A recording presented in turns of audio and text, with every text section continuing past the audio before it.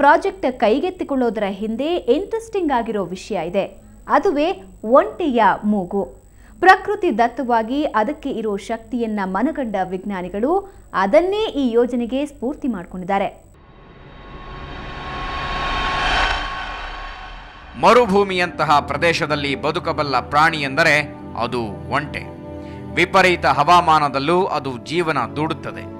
ಆ ಭಯಾನಕ ವಾತಾವರಣಕ್ಕೆ ಹೊಂದಿಕೊಳ್ಳುವ ಗುಣಗಳು ಅದಕ್ಕೆ ಪ್ರಕೃತಿ ದತ್ತವಾಗಿಯೇ ಸಿಕ್ಕಿವೆ. ಇದನ್ನ ಮರುಭೂಮಿಯ ಹಡಗು ಎಂದು ಕರೆಯುತ್ತಾರೆ. ಮರಳುಗಾಡಿನಲ್ಲಿ ವಾಸಿಸೋದಕ್ಕೆ ಮನುಷ್ಯನಿಗೆ ಕಷ್ಟವಾಗಬಹುದು, ಆದರೆ ಒಂಟೆಗಲ್ಲ.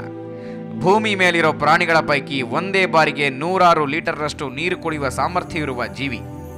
ಈ ಸಾಮರ್ಥ್ಯ ಭೂಮಿ ಮೇಲಿರೋ ಇನ್ನೊಂದು ಪ್ರಾಣಿಗಿಲ್ಲ.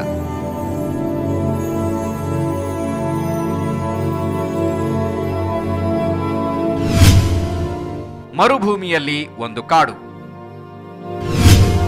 ಒಂಟೆಯ ಮೂಗೆ ಇದಕ್ಕೆ ಸ್ಫೂರ್ತಿ. ಎಸ್, ಒಂಟೆಯ ಮೂಗು ಸಹಾರಾ ಪ್ರಾಜೆಕ್ಟ್ಗೆ ಸ್ಫೂರ್ತಿಯಾಗಿದೆ. ಮರುಭೂಮಿಯಲ್ಲಿ ಬದುಕಲು ಅದಕ್ಕೆ ವಿಶೇಷವಾದ ಸಾಮರ್ಥ್ಯ ಪ್ರಕೃತಿ ದತ್ತವಾಗಿಯೇ ಸಿಕ್ಕಿದೆ. ಇದು ಉಸಿರಾಡುವಾಗ ಗಾಳಿಯಲ್ಲಿರುವ ನೀರಿನ ಅಂಶವನ್ನು ಸೆಳೆದುಕೊಂಡು ಅದನ್ನು ಘನೀಕರಿಸಿ ನೀರಿನ ರೂಪಕ್ಕೆ ಪರಿವರ್ತನೆ ಮಾಡಿಕೊಳ್ಳುತ್ತದೆ. ಹಾಗಾಗಿ ಅದು ನೀರಿಲ್ಲದೆ ಎಷ್ಟು ದಿನ ಬೇಕಾದರೂ ಬದುಕಬಲ್ಲದು. ಗಾಳಿ ತಂಪಾಗಿದ್ರೂ ಬಿಸಿಯಾಗಿದ್ರೂ ಅದರಲ್ಲಿರುವ ನೀರಾವಿಯನ್ನ ತೆಗೆದುಕೊಂಡು ತನ್ನ ಬದುಕನ್ನ ಒಂಟೆ ಸುಗಮವಾಗಿಸಿಕೊಳ್ಳುತ್ತದೆ.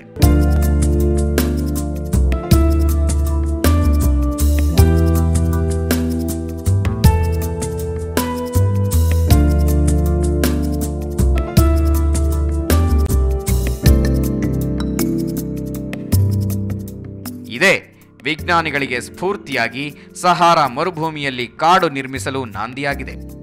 ಯೋಜನೆ ಸಕ್ಸಸ್ ಆದರೆ ಇತರ ಮರುಭೂಮಿಗಳಿಗೂ ಇದನ್ನ ವಿಸ್ತರಿಸಲಾಗುವುದು. ಇದರ ಜೊತೆಗೆ ಮರುಭೂಮಿಯ ವಿಸ್ತಾರ, ಅದರಿಂದಾಗುವ ಅಪಾಯ ತಪ್ಪಿಸಲು ಮರುಭೂಮಿಗೆ ಗೋಡೆ ಕಟ್ಟುವ ಯೋಜನೆ ಕೂಡ ಇದೆ. ಇಂಗ್ಲೆಂಡಿನ ಸಂಶೋಧಕರು ಇದನ್ನ ಮಂಡಿಸಿದ್ದಾರೆ.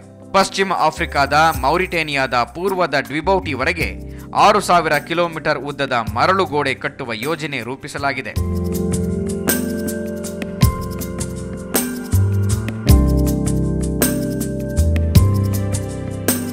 ಆಕ್ಸ್ಫರ್ಡ್ ವಿಶ್ವವಿದ್ಯಾಲಯದಲ್ಲಿ ನಡೆದ ಜಾಗತಿಕ ಸಮಾವೇಶವೊಂದರಲ್ಲಿ ಆರ್ಕಿಟೆಕ್ಟ್ ಮ್ಯಾಗ್ನಸ್ ಲಾರ್ಸನ್ ಈ ಸಿದ್ಧಾಂತ ಮಂಡಿಸಿದ್ದಾರೆ. ಮರಳ ರಾಶಿಗೆ ಬ್ಯಾಕ್ಟೀರಿಯಾಗಳನ್ನು ಸೇರಿಸುವ ಮೂಲಕ ಅದನ್ನ ಕಾಂಕ್ರೀಟ್ ಆಗಿ ಪರಿವರ್ತನೆ ಮಾಡಿ ಅದನ್ನೇ ಗೋಡೆಯನ್ನಾಗಿ ನಿರ್ಮಿಸುವ ಉದ್ದೇಶವಿದೆ. ಮರುಭೂಮಿ ಹಬ್ಬುವುದನ್ನು ತಪ್ಪಿಸುವ ಸಲುವಾಗಿ ಉತ್ತರ ಆಫ್ರಿಕಾದ ದೇಶಗಳು ವನ ಮಹೋತ್ಸವದಂತಹ ಯೋಜನೆಗಳಿಗೆ ಮುಂದಾಗುತ್ತವೆ.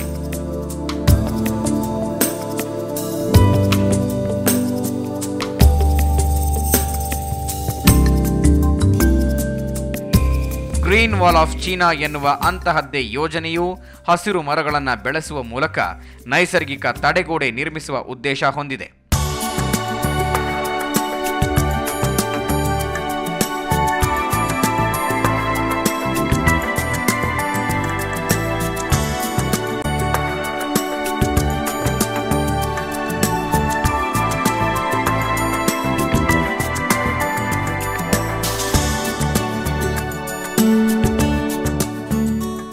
ಮರಳ ರಾಶಿಯ ಹಿಗ್ಗುವಿಕೆ ಜನರ ನಿರ್ವಸತಿಗೆ ಹಾಗೂ ಅನೇಕ ನೈಸರ್ಗಿಕ ಸಂಪನ್ಮೂಲಗಳ ಕುಗ್ಗುವಿಕೆಗೆ ಕಾರಣವಾಗ್ತಾ ಇದೆ.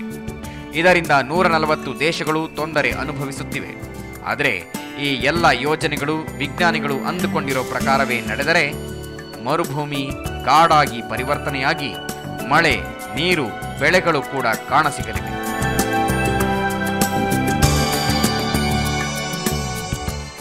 ಸಾಧಿಸಿದ್ರೆ ಸಬಳವನ್ನು ನುಂಗಬಹುದು, ಮನುಷ್ಯ ಮನಸ್ಸು ಮಾಡಿದ್ರೆ ಏನು ಬೇಕಾದರೂ ಸಾಧಿಸಬಹುದು ಅನ್ನೋದಕ್ಕೆ ಈ ಸಹಾರಾ ಫಾರೆಸ್ಟ್ ಪ್ರಾಜೆಕ್ಟೇ ಉದಾಹರಣೆ. ಇದು ಈ ಹೊತ್ತಿನ ವಿಶೇಷ.